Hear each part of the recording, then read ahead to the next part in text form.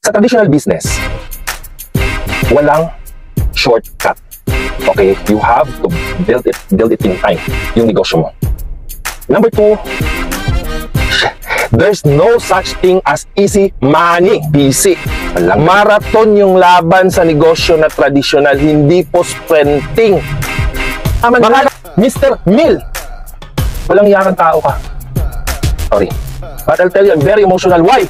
Ba't mo sasabihan yung tao, mag-invest ka ng 8,000 to 8 months, magiging milyonaryo ka? Ang daming nabiktima dito sa Mindanao, nagbenta ng baboy, ng baka, etc. What? What I'm into, tayo, na mga struggling, na katulad ko, nagsimula sa grassroots, sa wala, nagpalaki, sa patas na paraan. Good morning everyone! Kumusta kayo dyan? By the way, sa mga hindi pa nakakilala sa akin, I'm Eli Durupan, isa pa akong solopreneur na kung saan ang dami ng karanasan sa pagbibusiness and at the same time marami ng kabiguan pero meron na ring naitawid. Okay? So now, wala nang patumpak-tumpak pa, direct to the point. Yung topic for today ay negosyante to content creator. Okay? So, yun yung itatopic ko ngayon. Ito lahat based on my personal views and opinion, based on experience. Okay? Now, magbibigay muna ako ng dalawa. No? I'm talking of traditional business. Sa traditional business, walang shortcut. Okay? You have to build it in time, yung negosyo mo. Number 2, there's no such thing as easy money. Walang ganun, men. Walang ganun. Now, sa pagninegosyo, walang shortcut.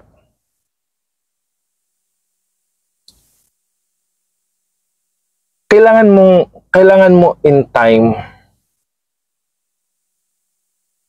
yung progress, hindi yan automatic boom, 'di ba? So, yung progress, yung normal, dahan-dahan. Okay. I'll give you one.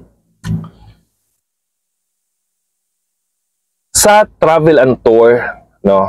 By the way, yung isang business po namin ay travel and tour, no? Ngayon, for 3 years nung nagsimula, 3 years, day 1, naging 1 year, 2 year, 3 years.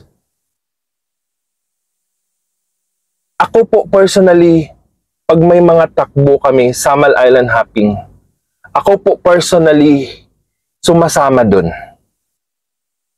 Day in, day out. Sumasama talaga ako dun. Ako yung nagbi-build, nagre-represent ng kung ano yung business, kung paano kami magtrabaho, at kung paano namin kinikater yung mga customer. Andun ako, ma'am, good morning. Ma'am, thank you. And again, ilang years yun?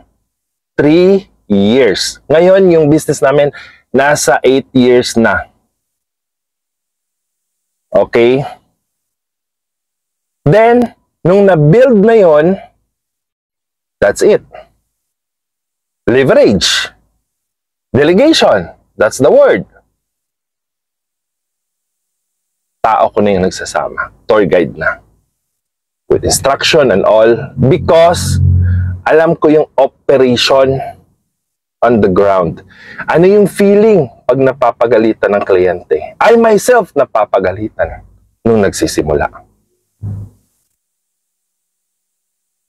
humble enough to accept kung ano yung mga lapses.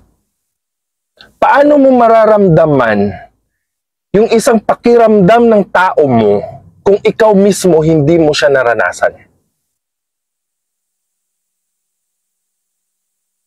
So that's traditional. It takes time. Ngayon, pop in lang to.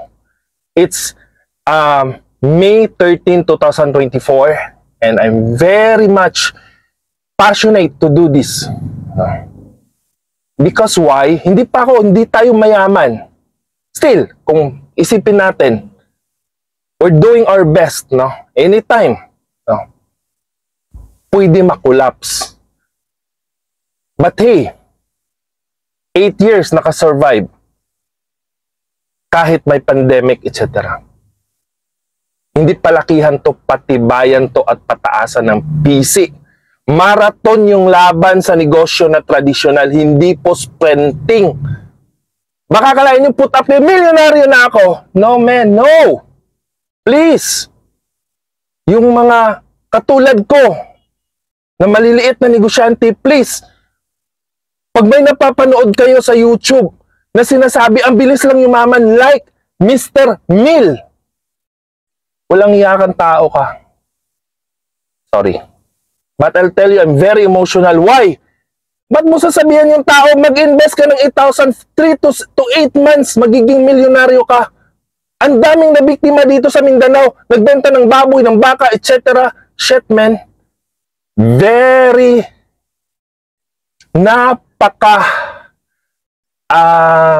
vulnerable, napakadali kasi makuha yung mga isip very positive na mga negosyante. Because of course, we wanted to be wealthy. That's it. And if there's easy way para makuha yan, i-grab namin yan. But the problem is, scamming ka, men, scamming ka. At yung mga katulad mo, walang puwang. Huwag kang maghiwag. Don't claim yourself as businessman. Because sa taas ko at laki ko na to, I'll tell you. I'll bring you down, man. Kahit mayaman ka. Wala akong pakialam. Why? Because negosyante ako. Mawala man lahat. Pwede akong magbenta, kuha ako ng bato dyan. Gawin kong magbebenta ako ng ang tawag nito. Lugod sa Bisaya pa. Can create money. You can make money. Tandaan niyo yan, mga katulad ko, mga negosyante. What I'm into, hindi naman sa mga mayayaman. Shit, wala akong pakialam dyan. What I'm into, tayo, na mga struggling, na katulad ko, nagsimula sa grassroots, sa wala, nagpalaki, sa patas na paraan. Shit, kung yung bibig ko na to, gagamitin ko sa hindi maganda at masama, yayaman ako ng mas mabilis. Easy.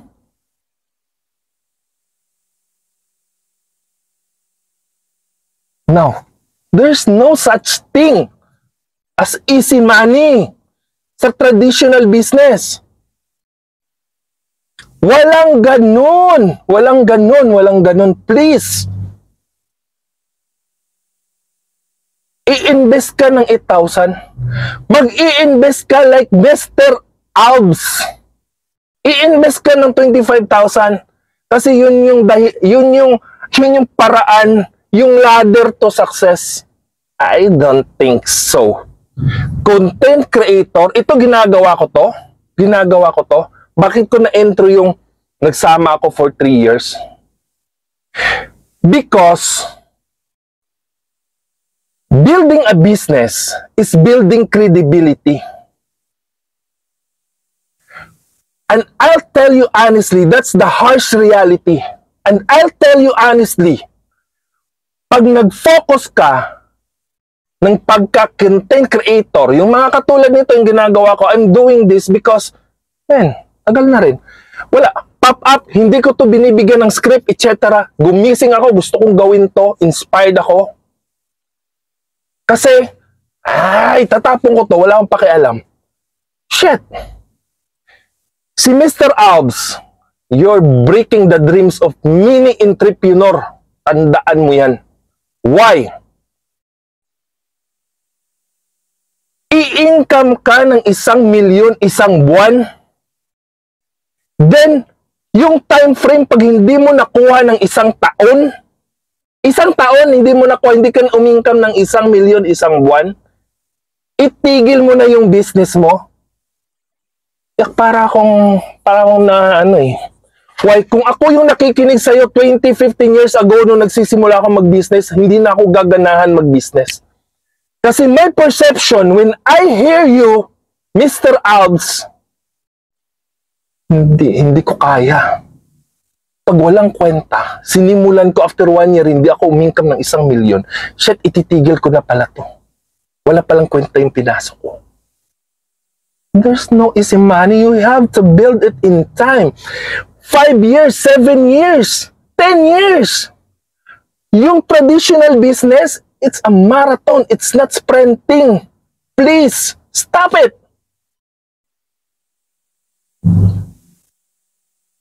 Galit ako kasi nakikita ko sarili ko nung nagsisimula ako at maririnig kita claiming to be guro, business guro ng mga maliliit na mga negosyante nagsisimula, paano magsimula? Then I hear it mismo sa bibig mo. Wrong, man. It's very wrong. Now, business to content creator. Kung ito yung ginagawa ko ngayon, actually hindi ko na masyadong pinaplug yung negosyo ko. Because honestly, my business, yung The Window Blinds and the Samal Island Hopping, really, hindi sa pagmamayabang. Naka-build na yan ng credibility online yung page namin. May mga inquiries na yan. Because marami na. Anong keyword doon? Word of mouth. Advertising. Sir, kasi 3 years ago, nag-booking kami sa inyo. Sir, si Mr. Ganito pala, nakatry kasi sila sa inyo, ni-refer ko mo kayo. Kung ginagawa ko to at nakikita ko, yun ba yun si Ellie? Yun ba yung may-ari ng ganito? Yes, I am being true. Ito ako. Ganito ako magalit. Ganito ako. Pero, hey, huwag niyong i-misinterpret, hindi ako apektado. Nakikita niyo galit ako, etc. But when it becomes personal to professional, in the middle, yes. Pero, kasi, mahal ko yung mga di ba? Kung yung lingwahe ng architect, engineer, teacher, magkakaintindihan sila. I believe tayo din ng mga negosyante meant to understand each other. Diba? At kung meron dyan na medyo mamanipulate ng mga taong nasa tingin nila, nasa tuktok sila na napaka-foul yung mga ginagawa at sinasabi, babarahin ko at babanggain ko kayo. Okay, gaano pa kayo katibay na pader? At kahit, I'll tell you, si Ellie, wala naman yun, hindi naman yun mayaman. Yes, hindi ako mayaman. I'll tell you, hindi ako mayaman. Wala ako, pero negosyante ako. Yun lang. Negosyante ako. At walang argumento doon. Pero kung gusto mong i-challenge, back to zero tayo. No connection, no all, no money and all. I'll tell you, mabubuhay ako kasi kaya kong mag-house to house. I can do things you can't imagine. Yung claiming to be grabe, no, I don't think so. Yung mga, kasing daming scammers talaga, manipulator sa online ngayon. I'm doing this, and I love doing this, and I will still do this because ito yung passion ko. Hindi man ako mayaman. Yes. Walang walang script to, walang ganun. Kung ano yung nasa utak ko, sasabihin ko. That's being me. No? So, again, no? Maraming salamat. No? Sana may nakuha kayo. Sana kung merong nakarinig nito, na mga katulad ko, ng mga negosyante on the ground, yung mga talagang nagbenta, nagre-resto, sariling sikap talaga.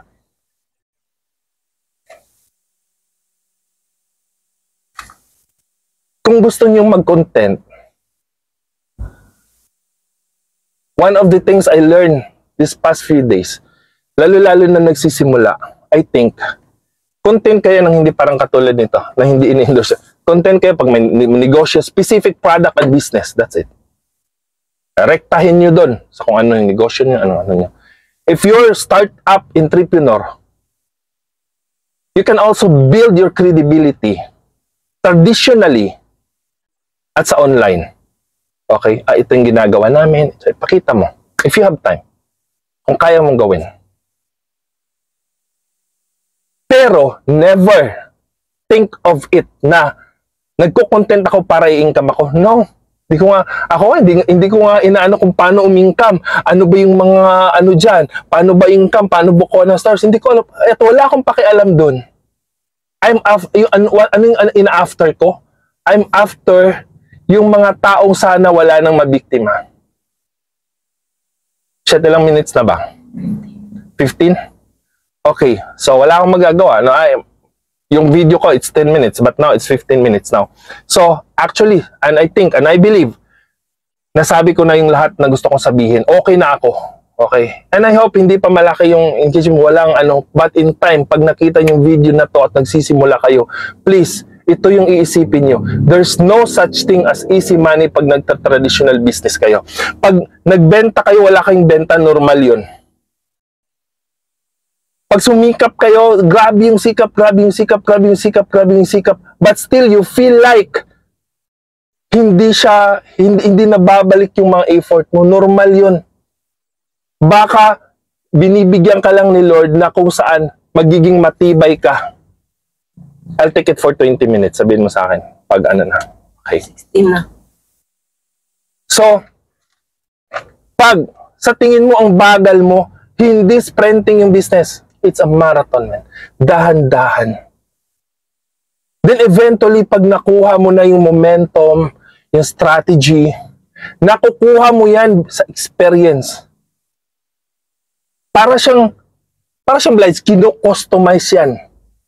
Walang sino man, kahit same industry kayo, yung strength mo, yung weakness mo, in time na bibuild yan.